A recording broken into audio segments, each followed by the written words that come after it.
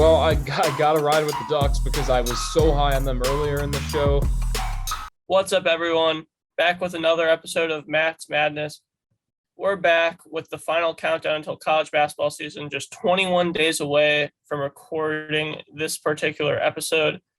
And we got one hell of an episode for you guys today. We have a versus battle as well as 4 debate topics from Matt and Joe. Matt, Joe, thank you as always for being here. And without a doubt, I'm ready to start if you guys are. Yeah, let's get into it. All right, let's start off with the first question. What is the most overrated power conference? And I'll take this one first. Also, just wanted to say, for those who don't know Joe, I think this is your first appearance on either one of our podcasts. So welcome to the show. Thank you.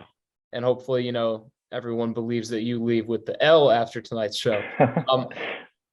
I'm going to have to go, and I know you're not going to like this right away, but I'm going to have to go with the Big Ten because I think the Big Ten has been a conference that over the past couple of years, I've really backed the Big Ten. So I do want to put that out there. I've been a huge Big Ten supporter. I think that the Big Ten gets people to the NBA. It makes for great basketball. And top to bottom over the past few years, it's been one of the best conferences, if not the best, over the past 2 or 3 years in college hoops. This year, not so much. And maybe you can get me on that because I know for the people that saw the AP poll come out, it doesn't seem like a lot of people are too high on the Big Ten anyways, so maybe it's not overrated. But I'm going off the standpoint of the fact that I think that there are certain teams in the Big Ten that people are saying are locks for the tournament team. I've heard people that are high on Rutgers. I've heard people that, and Ethan, you're not going to like this, are high on Illinois. I know a lot of people are high on Michigan. I think a lot of those teams still have things to prove. Ohio State's another one. I think Indiana's a good team. Some people would say that they're overrated, and I think that's what it comes down to is there's just so many questions in the Big Ten that you really don't know how this conference is going to shake up. And given all of that, at the end of the year, it probably will be the exact opposite. There's probably going to be some sleepers in this conference that makes it the best, and I'm going to be completely wrong. But from day one right now, I'm not a huge fan. Actually, when I was doing research for this, kind of looking things through, my very first thought was like, is the Big Ten even being overrated this year? I feel like everybody's kind of down on it. But I kind of have to agree. I think that there's just no top end to the Big Ten. Even, my top 3 in whatever order you want to put them in is Illinois, Indiana, Michigan. And I think they all have huge questions. Illinois, Illinois and Michigan both just a ton of new players. Indiana is will they get perimeter production? Will Xavier Johnson be on just another heater that last season? I will say aside, if you take out the bottom 3 for sure, in Nebraska, Northwestern, who else is down there? Maryland, stuff well, actually, no, I like Maryland too. But that middle range is actually a little bit better than I think people are going to be. Rutgers, no clue if they'll score the ball, but they're not going to let you score the ball at all. With McConnell, with Big Cliff, that's just going to be just a tough defense, just probably games in the 50s, 60s. Specifically Rutgers, Penn State might be first team to 55 wins, but getting back to just overrated, I agree. I just don't think the Big Ten has that top end talent right now, and I think there's too many questions. So I did have one other. I do think the Big East is kind of overrated. More kind of similar to the Big Ten. I think the top end just has too many questions right now to really be considered one of the top conferences. I think Villanova, Creighton, obviously top 2. But even those Creighton has new guys, new stuff like that. Are they all going to be able to gel? I know coming into the preseason, people had them as high as 3, 4, 5. I don't actually know where they ended up in the AP poll today, but even with Villanova, Cam Whitmore coming back from an injury again, he'll be back in November or whatever, so it should be fine. But I think the only thing that's kind of holding the Big East from maybe not being overrated is that the bottom I don't think is as bad as other conferences, or is as people may believe. I think Butler, DePaul, Marquette, that range kind of still going to be solid. Specifically Butler, I'm actually pretty high on them. But so yeah, I think Big East is kind of overrated in addition to Big Ten. But And it's funny because I kind of agree with that same assessment on the Big East. I feel like almost what we're getting at is the fact that it's more that there's power conferences that have questions. The teams that have a lot of the team, or the conferences that have a lot of the teams ranked in the AP poll, I think we're starting to say maybe they're rated properly. I know a lot of people are high on the Big 12. I think it makes sense with those teams. I think you could say the same about the SEC as well. So I think this is just one of those things where you don't really know what the Big 10 or the Big East has coming into this season. So you kind of have to say that they're overrated, but you just don't know. Yeah. Yeah, for sure. It could come, postseason time, and each team, your Big 10 has, 9 bids, and Big East has 6, 7, 8, whatever, and we'll be proven wrong. But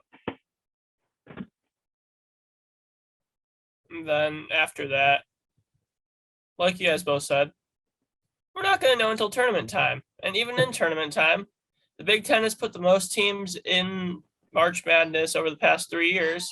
And I believe just 3 teams have made it to the Sweet 16. Yeah, Michigan twice, and I don't even know who the other one is. Yeah, but yeah, so statistics aren't on the Big Ten side as much as Joe and I would like them to be. Yeah. Jim Boeheim also agrees that Big Ten's overrated, but oh, for sure. But moving from that's overrated, what's bringing us all together. Yeah. And then moving from overrated to underrated. What is the most underrated power conference, seeing as you guys already knocked 2 of the 6 out of the list? Looking at the other 4, what's the most underrated? Joe, I'll let you take the floor on this one. My answer is it might just be the Big 12 still. I mean, not actually, that's not going to actually end up being my answer, but the Big 12 is just so good. I know pretty much everybody's going to have them. I can't imagine anybody having a conference over them. Maybe some people have SEC. The Big 12 is just going to be so good, and everybody knows that, and they might still just be underrated. But my actual answer just is going to end up being the ACC. I think there's a lot of talent near the top that obviously you have UNC, Duke. I like Virginia a lot. I like Virginia Tech, and I think Miami even will be a solid turning team. And then I think what kind of underrates this is a lot of them middle. I think the Clemson, the Syracuse, FSU, Notre Dame, specifically those 4. I think those are all legit tourney contenders. I'm not saying they'll all make it, but I would not be shocked if 2, 3 out of that group get it. Specifically Notre Dame, FSU, and Syracuse are kind of the 3 I'd be looking at, in addition to that top 5 that I set out. I think the one thing that does hold this conference down is the bottom. I think it's just a pretty big drop off once you get past that middle group, because then you get to the Georgia Tech, Louisville, Pittsburgh, that kind of range. And I think that kind of is going to bring the conference down, which then may not make it feel underrated. But if you're looking specifically at the top end, what conference could have a lot of tourney teams that could go far? I think the ACC is a little bit underrated in that aspect.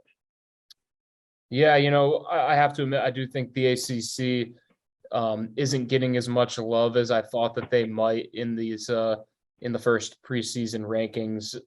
It goes back to what we were saying before. You just don't know with some of these teams. But in the case of the ACC, like you mentioned, it just seems like it's a fresh conference this year. Some guys are gone. You still have North Carolina up top, but it just seems like it might be a changing of the guard, and maybe some teams that could benefit. I think, like you mentioned, Syracuse is one. Obviously, Duke could even be another. I'm going to move out west, though, to the Pac-12. I know a lot of people are high on UCLA. Arizona's another team that people seem to be high on this year. But there's a few more that through the course of our CBB rank, I've really been notably high on. And I'll be the first one to say this. It got me into trouble last year. I said that Oregon had a Final Four run potential. I think I said that in mid-January when it would still look like the Ducks might be able to, crack the NCAA tournament. That was way off. I'm back behind the Ducks again this year. I think the Oregon Ducks have the potential to make the second weekend, if not further. Will Richardson is back. He's one of the best graduate seniors in the country, really. And I just love how this Oregon team has a ton of height down low, but they also have a bench. And it just seems like it's a Ducks team that, Dana Altman isn't just going to let 2 so iffy years happen in a row. He's going to make sure that this Oregon team is able to turn it around. I'm also a fan of USC. The more I've looked at them, Joe, I know you did our preview for them actually just I think a couple weeks ago. I just feel like, again, changing of the guard there. They've got some freshmen, big time recruits coming in. They've still got Boogie Ellis. They seem to have a good team. And then Colorado, a team that I did way back. This was months back. I really like the core that the Buffaloes have. I think Tristan Da Silva could be a breakout candidate this season. They do have some questions off the bench, but I think that Colorado could surprise some teams. They're a couple years past McKinley right now, so I think that they're ready to get into a new era of Colorado Buffaloes basketball. Taking that all into consideration, it's 3 teams that I just don't think people are high on yet, but I believe that the Pac-12 is one to watch out because right now it just seems like it's UCLA and Arizona. I think it's going to be a few more teams come March. I don't hate it. This is the conference I just keep going back and forth on. Like, I look at the list, and obviously top 4, Arizona, UCLA, Oregon, USC. I probably have them in that order, but you can be nitpicky within that. But then there's teams like I did Stanford and, Harrison Ingram. Like, he's a 5-star recruit, obviously not a great year last year, but, second year back in the system, like he could be a breakout player. Like you said, Colorado, even Washington State, I like a lot of their players. And so as you kind of go down, you're like, oh, this team could be a little deeper, but then also I look at it, I'm like, is this just going to be like a 4-bid team or a 4-bid league with just that top 4 making the tournament and then the rest just kind of falls off? And I think that might be the more likely scenario. Maybe a 5-bid and one of like Stanford, Colorado gets in, but it's for all the other conferences we're saying have a ton of questions. This one does too, but I feel like this one's definitely just like a lot below the others that we talked about. So what we're getting from that was Joe just proved exactly why Matt said that they were underrated. Yeah. Yeah, I mean, if the teams turn out like he said, like he has confidence in, then for sure, we'll look back and be like, oh yeah, we should have rated the Pac-12 a little bit higher. For sure. And then like you said, for the ACC, they have a really strong top, but then the middle of their conference fills out really well, and they could potentially get the most or second most teams put into this upcoming NCAA tournament. Sure. And then speaking of bids into the tournament, next question.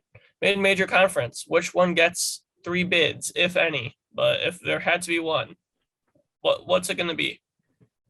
Yeah, and again, it's tough by mid-major, by the way, and we have our guys that do great mid-major work for our website. It does not include Gonzaga. It does not include the Bulldogs. I guess we could technically include the West Coast Conference for this argument if you wanted, since it's conference. Yeah. But that's just what we do for the poll. I'm going to go out on a whim here. I looked at the Mountain West at first. That was going to be my decision. I'm actually going to go with Conference USA. I'm a huge fan of UAB. Jelly Walker at point guard. I think he put the nation on notice last year in March. But it's not just him. This UAB team brings back an insane amount of points from last season. They bring back tied for the 6th most points per game from last year of any team in the country. They tied for 6th most in points per game of any team in the country. They bring back a big core of that, though. It's somewhere about 50 points per game. But either way, they have a lot of their starting lineup back. They have a deep roster. They're a favorite to win the conference. And I say that because Western Kentucky is right up at the top with UAB. So I think no matter what, one of those teams getting the automatic bid and the other one might just have enough wins where they're going to get a pretty good seed as well. The team to look out for that could make it a 3-bid league is North Texas. They're another team we had in our CBB rank. And kind of like both of these teams, they have a lot of scoring that returned. With North Texas, the thing is they'd probably have to be in that real upper 28-win season, probably couldn't afford many losses, and they might have to pick up a good non-conference slate, win or two as well. But I just look at those 3 being better than whoever the 3rd team in the Mountain West is, whether that's Colorado State. I have Wyoming and San Diego State as the top 2 in the Mountain West right now. I just think that North Texas is better than whoever the Mountain West's third best team would be. So if I had to put a number on it, though, I would say probably only like a 20% chance of happening, but that's decent.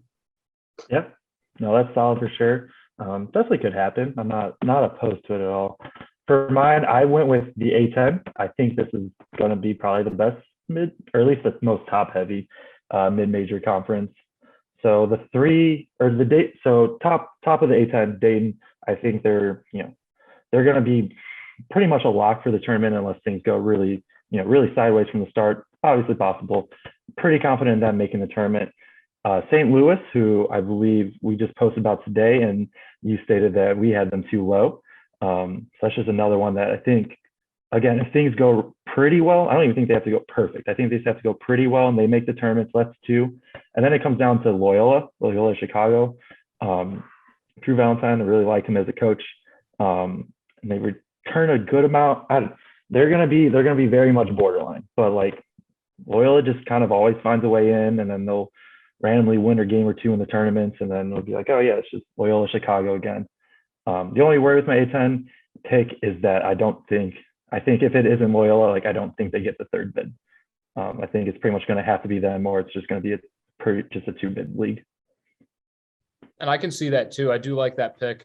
My only concern with the Atlantic 10 is some of the teams from the past year. I'm thinking of like a Davidson, a St. Bonaventure that I think will be good, but especially in the Bonnie's case, they lost a lot. Davidson's kind of so-so, but I know they lost some crucial players. So I think it's okay, what team is going to step up? But like you mentioned, probably even more than Conference USA. I mean, St. Louis to me is a top 20 team. So I think that'll help the conference out a lot because you've got a team like St. Louis that if all goes well, even like you mentioned, even if it mostly goes well, it's just going to propel the rest of the conference up top even more because they are going to be in the national light. UAB is going to be more of the team that, hey, this is a mid-major team we should look at. St. Louis is going to be right up there with the rest of the power conference teams this season. So after listening to both of your arguments, where the hell is the AAC? They were second on mine, but for a 3-bid, because it comes down to the third bid, right? I think AAC is, again, you have the Houston. I was like, you could put them number 1 in the country. Memphis should be in, no postseason ban, all that. And then it comes down to that third bid for this specific question. And I just trust Loyola Chicago personally more over than a team like Cincy or Tulane. That's just kind of where I went with it. Yeah, I mean, I've kind of got to say the same thing. And it's funny that you mentioned those teams. I think we would agree on those 4. Like, it seems like Houston's one of the best teams in the country. Yeah. Memphis is going to be right there. Can either Cincinnati or Tulane do enough where the committee says that this American Athletic Conference this season deserves 3 teams? I think that's the biggest, that really is the biggest question. For sure. I agree. I think I would put Tulane as my 3 in that case and Cincy as my 4. But moving on to, speaking of the number 4, Final Four, what conference has the most contenders for that?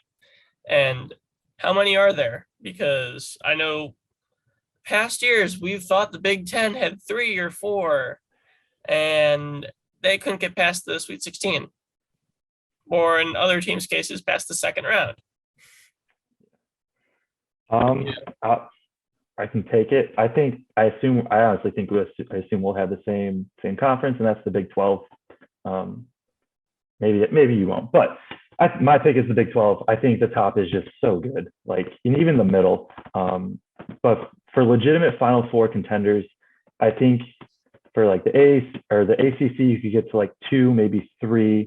SEC, you could maybe get to like 3 or 4, like where you could legitimately talk yourself into it. And Big 12, I was, just going through, and I talked myself into 5. I'm like, things break right for these 5 teams. There's no reason that they can't make a Final Four. Obviously, there's the huge caveat of the NCAA tournament. It's beautiful, but it's also just you gotta get lucky. You really do. But these teams, I think, because of how good they're going to be, they're going to need a little less luck. I guess I should list them. And so my 5 that I would have is Baylor, Kansas, TCU, Texas Tech, and Texas. Roughly that order, but not quite. they're just going to be so tough. They're going to be battle tested. They're going to have experience. I think Big 12 they're going to be the conference to beat. It's funny. I do agree that the Big 12 has a lot of teams that could make the Final Four, but for me, I'm not a big fan of Baylor or Texas this year. I know that you could put them into that lump of, okay, I think these teams will make or could make a run to the Final Four, but I'm actually a little bit higher in the SEC with teams that I'm actually more confident in them making the Final Four. And what I mean by that is in the Big 12, I could pretty much confidently say I think that Kansas could make a Final Four run, and I think that TCU could make a Final Four run. After that, it's really just like I think Baylor, Texas, and Texas Tech are in that bracket of they have what it takes, but I'm not as confident in it. With the SEC, I'm confident that Kentucky's going to turn it around. We saw what Virginia did a couple of years ago after they got beat by a 16 seed in UMBC. Obviously, Kentucky, coming off the St. Peter's loss, but they've got, a really good core back. They've got the guy that you need back in Oscar Tshiebwe. And as long as you got him back, I think anything can be done. So I think Kentucky right off the bat is a contender for the Final Four out of the SEC. I'm also very high on Arkansas. Obviously, when you have a coach like Eric Musselman, it can get done. The team that I've talked myself into over, the past couple of weeks, of months, really over the off season is Alabama. I know they're at the bottom of the top 25, but I'm going to put it out there right now. I actually have more confidence in Alabama being able to put a Final Four run together this year because of who they brought back and some of the recruits that they bring in than I am about Kansas or Baylor, because I think the Jayhawks and the Baylor Bears did lose that much this season. I know that's out there. A lot of people would probably disagree with me, but I really like what the Crimson Tide have this season. Oh, that gets what you're confident is that 3. Are you including Tennessee in that SEC or from the SEC? Just curious. I'm putting them in that bracket where I put the other 3 Big 12 teams. Tennessee is a team that I think you can kind of say they have what it takes to make the Final Four, but my confidence level is too low. Fair. I don't hate it. I'm with you on Kentucky, Arkansas, and I'm honestly with you with Alabama. I think they're going to be very, very good too. Baylor's going to be so good. I think like the defense, same thing with Texas. Texas I'm lower on out of like the 5 from the Big 12, but Baylor's going to be so good. Kansas is going to be so good. And I think they're just going to be a little bit more reliable. I think you can make the argument that there's a little more upside, maybe more like a national championship contender. But I think like Big 12 is just like they're just going to be consistent. They're going to be solid. I think you can't go wrong with either conference. I really don't. They're the top 2 conferences, I think, and I think there's a little bit of a gap between number 3. Yeah, there definitely is. And Matt, I agree with what you said for the SEC. I think that the top 3 there easily could be Final Four contenders. But Joe, I feel like I'd side with you just because Big 12 looks like what we thought the Big 10 would be a couple of years ago. So hopefully the Big 12 can play up to their name on paper, because it's always better when that happens. And it's not nice to see a flop, but I think overall Kentucky might have that edge over most of them with Oscar Tshiebwe. But with that ado, I think it's time to move into the versus battle section of the episode. And tonight it is team most likely to win their conference. So if y'all are ready, we're going to start off with an ACC battle. North Carolina or Duke?